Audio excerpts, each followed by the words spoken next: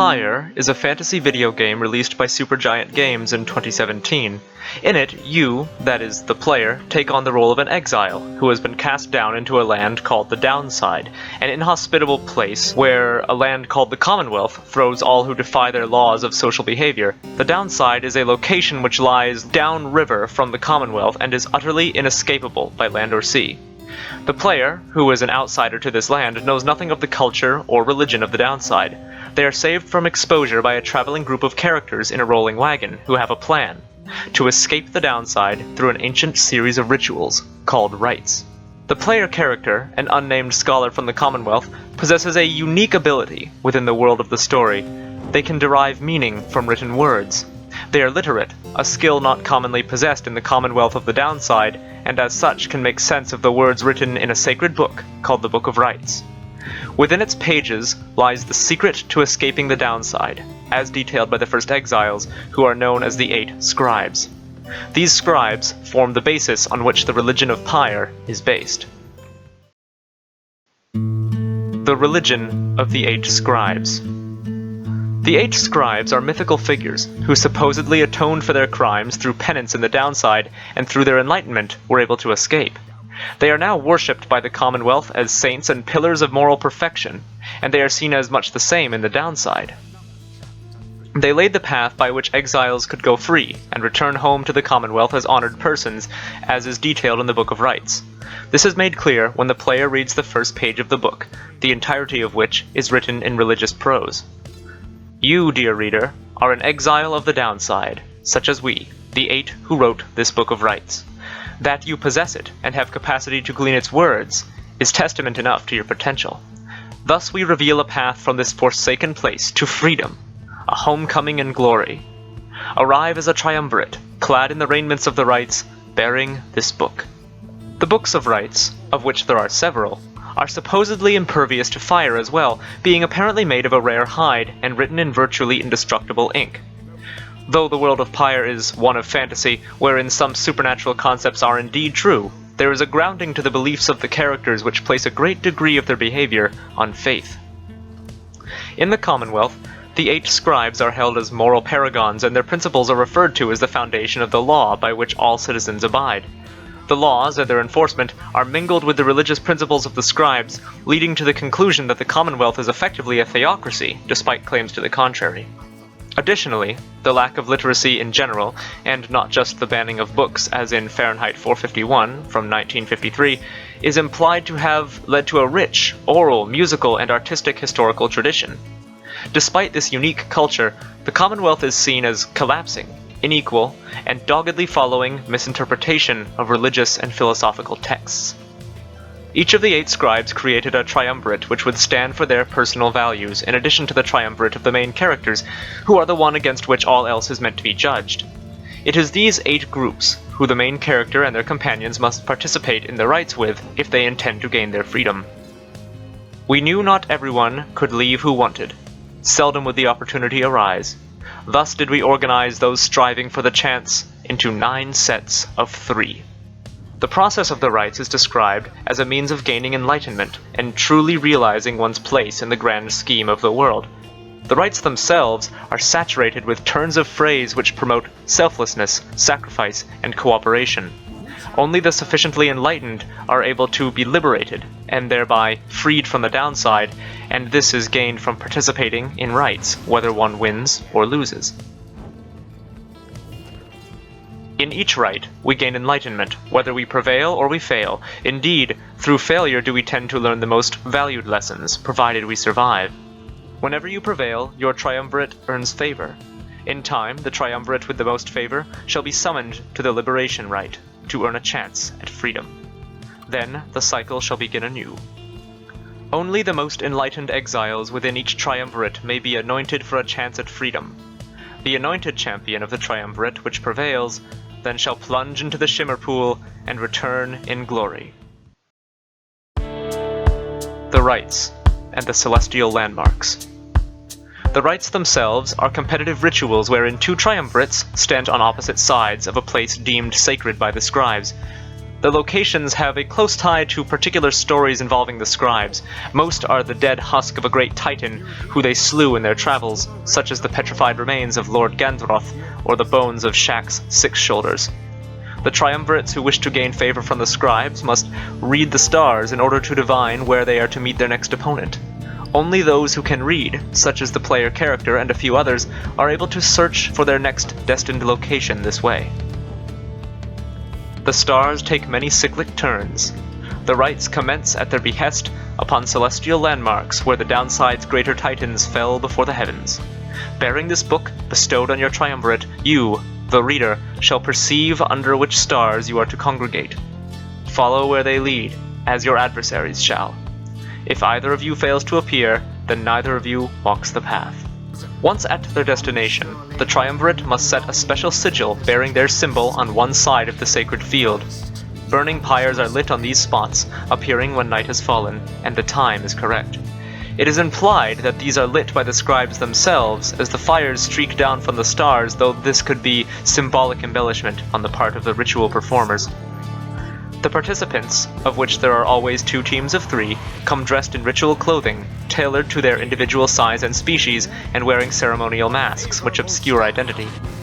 In addition, they each bear a book of rites, which, while they themselves cannot read it, serves as a means to channel the magical power of their auras which appear during a rite. A celestial orb then drops from the sky, and the members of the triumvirates must vie for control of it. They reduce the strength of their opponent's pyre by hurling the orb into it, or by diving bodily into it with the orb, emerging miraculously unharmed. All of this is detailed in the Book of Rites. Where chosen by the stars, within the dark of night, shall 2 triumvirates stand in opposition, far enough afield, beside their consecrated pyres, symbolizing their resolve. In each triumvirate, the 3 shall act as one to demonstrate their trust in one another, not just in themselves. Triumvirates shall endeavor to extinguish the pyre of their adversary, whose flames are only to be staunched through a celestial orb descended from the stars. Whosoever pyre remains burning shall prevail. Lifeblood itself is never to be shed, before, during, or after any rite, lest the disobeyer suffer permanent expulsion. Exile is injury enough, the rite is an act of mercy. Fear not the purifying flame, plunge into it headlong, and without fear, for you shall be protected by the stars themselves. The rites themselves are solemn occasions, though tempers often rise as the participants lose patience or see their chance at victory disappearing. Whichever side wins gains the favor of the scribes as a form of honorable ranking.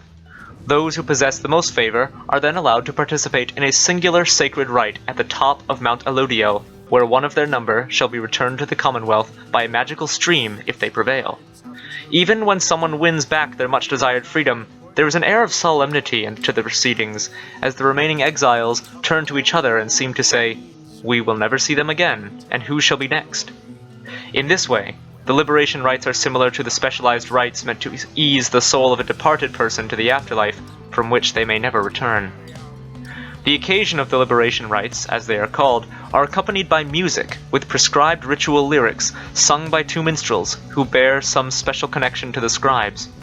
The music is centered on the purpose of the ritual, and is sung almost as a song of mourning. The lyrics may change slightly, depending upon the triumvirate being faced by the main characters. By the scribes we gather in their names, to face the night wings here before the flames. A common foe for all to prove their claim, prevail for freedom, or to fail in shame. Who shall rise again? The will to overcome shall urge us on, to brave injustice till the stars have gone. The favor of the scribes arrives at dawn. Who shall rise again? Who lights the way for the aimless? Favor is for the true scribe blessed. Exalted by the flame's ascent, only the purest heart repents. Repent. Stars above, below the pyres burn. Who shall remain, whose freedom shall be earned? To fly this prison, never to return.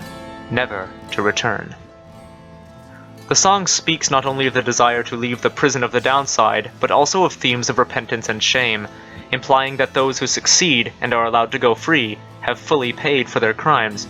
The liberation of an exile is seen as a solemn and humbling occurrence for even the proud. The transition from exiled to free is heralded by clothing the victor in white robes and the utterance of a sacred pronouncement. Thus ends the liberation rite, and thus the scribes have chosen. The exile appointed by the withdrawn shall be free, absolved of all misdeeds, return to glory in the Commonwealth. Her adversary and all others shall remain to carry out their rightful sentences.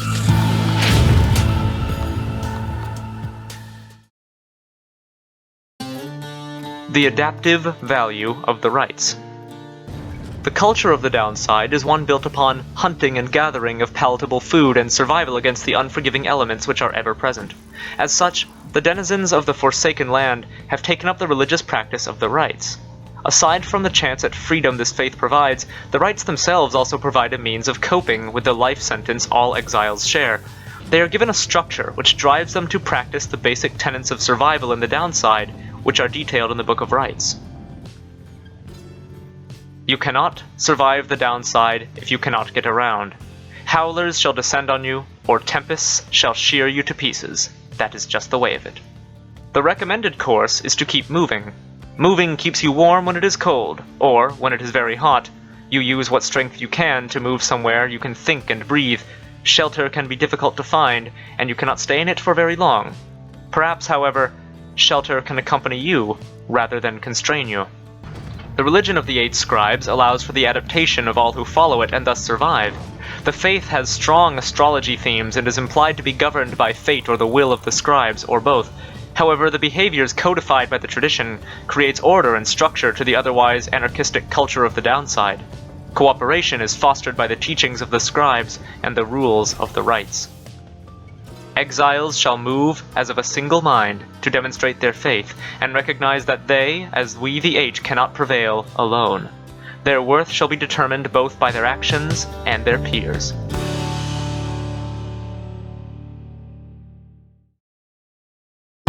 Difference of interpretation and impending revolution.